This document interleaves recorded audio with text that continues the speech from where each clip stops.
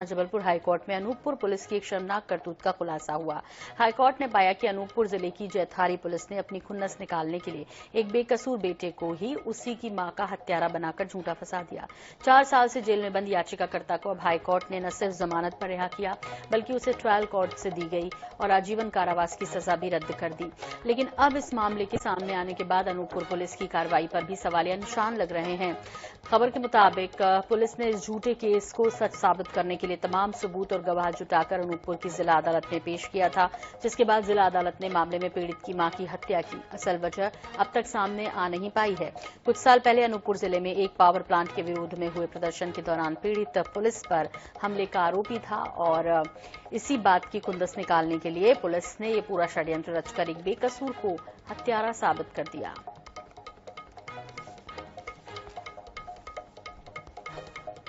तो बेकसूर बेटे को मां की हत्या का आरोप लगाकर उसे फंसा दिया। युवक को जमानत पर रिहा करने के आदेश हो गए। बेकसूर बेटे को बनाया था मां का हत्यारा। पुलिस ने उम्र कैद की सजा दिलवाई थी। तो एक खाकी की शर्मनाक करतूत देखने को मिली और जिनके ऊपर जिम्मेदारी की जो बेकसूर है वो बेकसूर ही छूटे, उल्टा उसे फंसा दिया। ये खाकी की करतूत देखने को मिली अनूपपुर पुलिस की, यहां पर हम बात कर रहे हैं।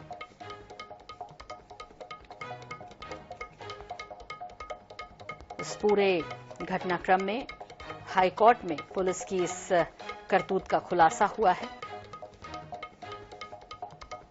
तो मध्य प्रदेश से ये खबर है,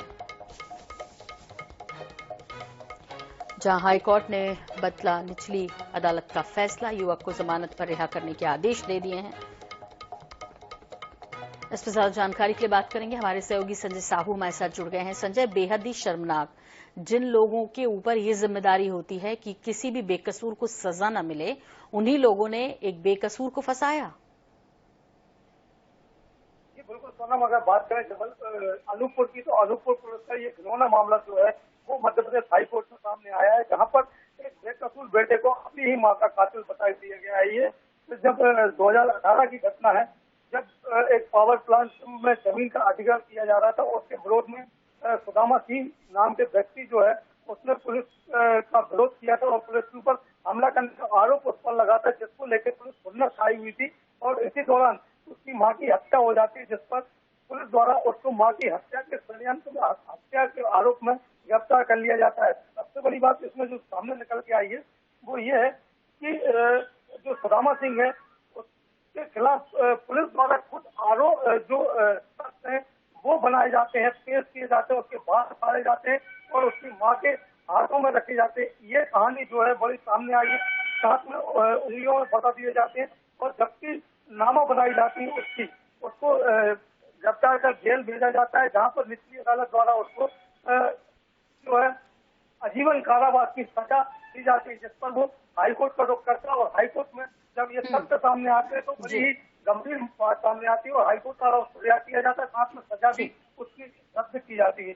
जी संजय, इस वक्त हमारे साथ ब्रह्मानंद पांडे जी भी जुड़ गए हैं, अधिवक्ता हैं हाईकोर्ट के। ब्रह्मानंद जी, INS 24/7 पर स्वागत है। और बड़ा ही शर्मनाक ये मामला, जिसमें पुलिस ने ही खुंदस निकालने के लिए एक मासूम को आरोपी बनाया और उस पर दोष भी साबित करवा दिया। इस तरह के केस में पुलिस पर किस तरह की कार्रवाई होती है?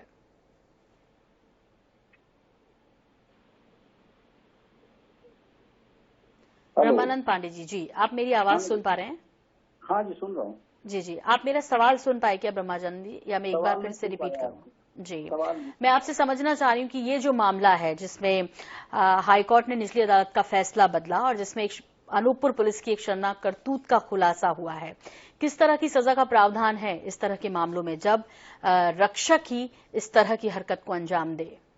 देखिए क्या है, हमारे देश में ये अभी कोई नई बात नहीं है। हमारे देश को आजाद हुए 75 साल हो गए, लेकिन भारतीय पुलिस अभी भी आम जनता की नहीं हो पाई, ऐसा मेरा कहना नहीं है। ये हमारे मध्य प्रदेश के और छत्तीसगढ़ के एक्स DGP थे, director general of police doctor Ramlal Singh Yadav, उनका ऐसा कहना है। उनकी बुक है, आपको मैं बता रहा हूँ, पढ़ें, परित्राणाय साधु नाम। उसमें उन्होंने बहुत स्पष्ट लिखा है 2009 में उन्होंने वो पुस्तक अपनी आत्मकथा लिखी है, उसमें लिखा है उन्होंने कि यह बहुत दुख की बात है कि भारतीय पुलिस आज भी आम जनता की नहीं हो पाई। ये मैंने भी अखबार में इस न्यूज को पढ़ा और मुझे काफी दुख हुआ कि पुलिस कई बार ऐसी हरकतें करे। हम लोग हालांकि क्रिमिनल केस करते हैं तो हम लोग कई बार इन चीजों को देखते हैं, फेस करते हैं और हमें पता है। इसमें चूंकि जहां तक रही बात उन पुलिस वालों की सजा के लिए या वो सुदामा जी के लिए प्रावधान, तो उसमें सुदामा जी को तो खैर सरकार से कंपनसेशन मिल सकता है, सीआरपीसी में प्रावधान है। और जो उस समय के इन्वेस्टिगेशन ऑफिसर थे, इन्वेस्टिगेटिंग ऑफिसर थे, उनके खिलाफ में फैब्रिकेटिंग ऑफ फॉल्स एविडेंस, जैसे कि उनमें जब्तीनामा में छेड़छाड़ पाई गई है, ऐसा अखबार में दिया हुआ है और मैंने उसको पढ़ा। और ये माननीय जो डिवीजन बेंच है उच्च न्यायालय की, उन्होंने ये पाया कि जब्तीनामा में अगर छेड़छाड़ की है तो इसको कहते हैं फैब्रिकेटिंग इन द एविडेंसेस।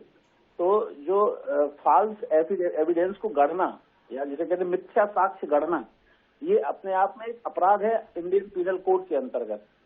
तो उसमें इनके खिलाफ में प्रोसिक्यूशन इन्वेस्टिगेशन ऑफिसर के अगेंस्ट में होना चाहिए। दूसरा चीज इसमें ये बात है कि कलरेबल एक्सरसाइज ऑफ पावर में भी आईपीसी में प्रावधान है कि इनके अगेंस्ट में उनके खिलाफ भी इनका संज्ञान लिया जा सकता है। लेकिन सबसे बड़ी बात यह है हमारे, फिर मैं आपको एक बात कहूंगा, ये संज्ञान कौन लेगा? न्यायपालिका ने तो स्वतः संज्ञान लिया नहीं, जिला न्यायालय ने उसको आजीवन कारावास सजा दे दी पुलिस के उन्हीं मिथ्या साक्ष्यों पे। अब माननीय उच्च न्यायालय की जब डिवीजन बेंच ने ये पाया तो ये समझने की बात है कि उन्होंने उसको बरी कर दिया, ऐसा न्यूज़पेपर में दिया हुआ, बाइज्जत बरी। क्या वहां पे उस समय जो जिला न्यायालय में जज साहब थे उनको वो चीजें नहीं दिखी या उन्होंने उनको नहीं देखा? अब इसके बाद तीसरी बात आती है कि कौन इनके खिलाफ में संज्ञान ले। तीसरा व्यक्ति आता है वह जो विक्टिम है, पीड़ित है। पीड़ित तो वैसे ही पीड़ित होकर 4 साल बाद जेल से निकलेगा, 5 साल बाद जी। अगर वो इनके खिलाफ में अभी संज्ञान लेना शुरू कर दे तो वो निश्चित गरीब आदमी है, समझ में आता है, उसके खिलाफ 5-6 और मुकदमे रख दिए जाएंगे जी, है ना। तो आखिर इनके खिलाफ में कौन एक्शन लेगा, ये एक यक्ष प्रश्न हमेशा रहा है। कंप्लेनेंट कभी भी इतनी हिम्मत करता नहीं 99% कि पुलिस के अगेंस्ट में कोई एफआईआर कर दे। न्यायपालिका अपना आदेश लिख के तीसरी कर लेती हैं, जबकि उनको इमीडिएट इन चीजों पे एक्शन होना चाहिए। ठीक है, अब आपका कहना ठीक है कि इनके खिलाफ क्या कार्रवाई हो सकती है, आपका प्रश्न भी सही है, कार्रवाई ये हो सकती है, लेकिन होगी कैसे, ये अगला प्रश्न होना चाहिए जी, है ना। वाकई में ब्रह्मानंद जी, जितना आसान दिखता है वैसा है नहीं, लेकिन हाँ, ये 4 साल जो इस मासूम बेटे के बर्बाद गए हैं वो भी वापस नहीं आ सकते। और जो कुछ हुआ है मानहानि या जो कुछ, वो तो बात अलग ही है, आगे भी इसे न्याय मिलेगा ये कहना थोड़ा मुश्किल है। लेकिन हाँ, देर सवेरी से ही न्याय मिलता है, तो क्या देरी से मिला न्याय कहा जाएगा, ये भी एक सवाल है। जैसे 4 साल इसकी जिंदगी के बर्बाद हो गए। बहुत धन्यवाद, बहुत शुक्रिया हमसे जुड़ने के लिए।